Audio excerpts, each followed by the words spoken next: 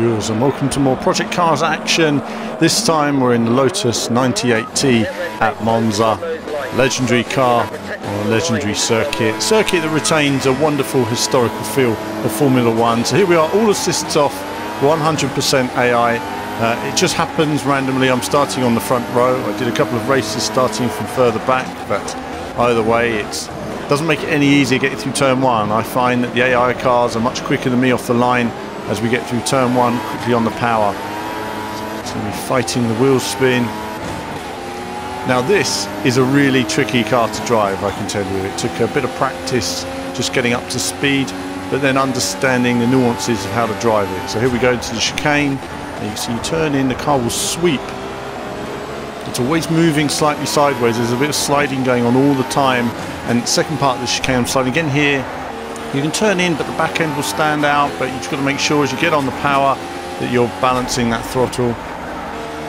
I'm not quite having the grip I wanted to there, but I'm being progressive. So this video is going to see me driving some corners, generally about 90% on the limit. It's very difficult once you get to that sort of 100% to consistently make it all the time without lots and lots of practice, has to be said. So the car's always going sideways. Once you hit, that turbo kicks in and the wheels start to spin up, you start to lose a lot of traction very quickly, you can begin to spin out. It feels okay. As I look across there I can see a car coming up on my left hand side, but not too bad, and then cutting back in again and working my way around that lap. These laps are really hard work, it has to be said, and I've been really having to learn the course corner by corner in terms of how this car works and the temperature gets into the tyres and the concentration. I appear to have a lot more straight line engine boost than some of these other cars around me. Some of the other cars there, as you can see, adjusting for position. I'm through on the inside. I was a bit lucky there, which shows the little mistakes that the AI can make in terms of when it comes to being under pressure. Now I'm the one under pressure, so of course they're much quicker into some of these braking zones. Braking after the shadow. I'll slide in, that's it, on the power gently. As the wheels spin up, you try to keep it as straight as possible, but often sometimes it can help by lifting slightly as well. So lift a bit off the throttle as you change gear. We'll also have a multicam of this race coming as well, just because of the detail in this particular car and this particular race. There's a lot of detail. It's very bright sunshine here for me today, but there is a lot more detail in driving this car, and you see under pressure there slightly. I made a mistake before that, under pressure hitting the curb. You need to be calm and really thinking about where the apex is and where the car is in terms of sliding in. Into Parabolica here as well, there's several ways you can attack this. You can drift the whole thing. I mean, I've gone around it almost sideways around the whole of Parabolica, but progressively you're not getting the grip when your wheels are spinning up like that. So sometimes it's better to short shift or be more progressive on the power. Braking, look for your brake marker here. Always critical to get a good brake marker down through the gears.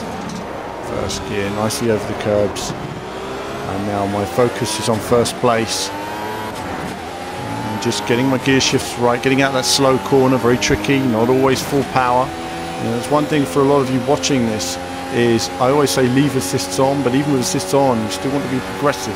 You don't want to put your foot down, as it were. You want to gradually apply the power, and then the car is easier to control.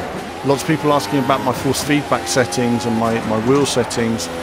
Generally my force feedback is, I generally reduce the force feedback on a lot of these, not much. I don't really do much force feedback tuning. I'm somebody who needs a minimum amount that feels just right for me.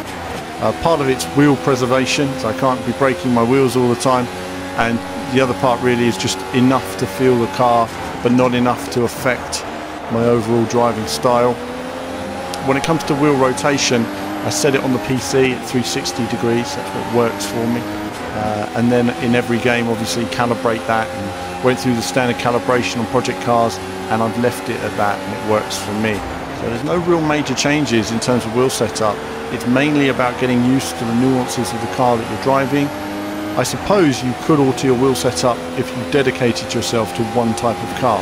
A bit like how you could optimize the FOV or your seat position depending on that car. but it's not something that necessarily most of you will want to look into. If you're using a controller, this car is really only playable with assists on.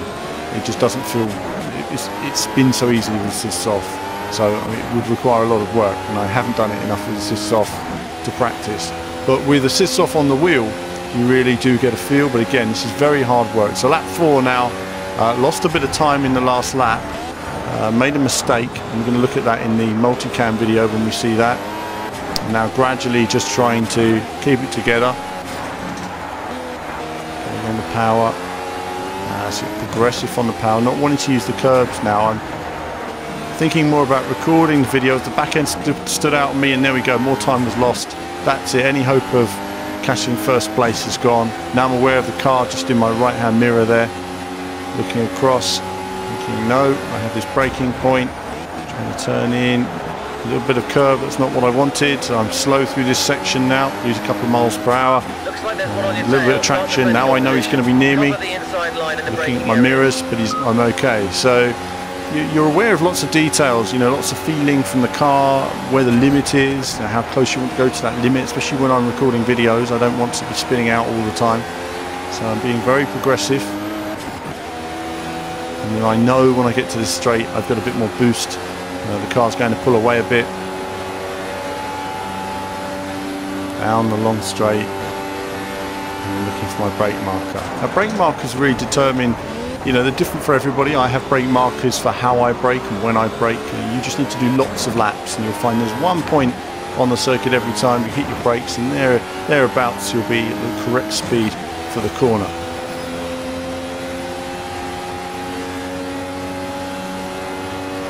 Into the chicane for the last time. I'm now aware that it's my final lap, so I'm just taking it easy for this final lap. Thinking, right, no mistakes, let's just get it round. Settle for second place. And I think it just shows the challenge that there's going to be in project cars with a car such as this. We'll look at it on a future video. So generally feedback settings, there's not a lot to say. It really is just work hard at your driving, do lots of laps, and it will come to you. And that's the only way to look at it. As long as I'm going to say mine set up with the PC, but there's not a lot of detail there. When it's on like the PC or F1 games, I generally drop the force feedback down to 60%, something like that. I drop it right off. I don't need lots of force feedback to fight. You know, I'm generally, as I've got a feel for it, I've got some bumps coming to me, I know where I am. It's more with my feet, it's more how it moves visually for me. I'm a very visual player. But as we come along over the line, that's it for this race on Project Cars, and there'll be lots more Project Cars action. We've got some dirt rally as well, and there'll be more from me very soon.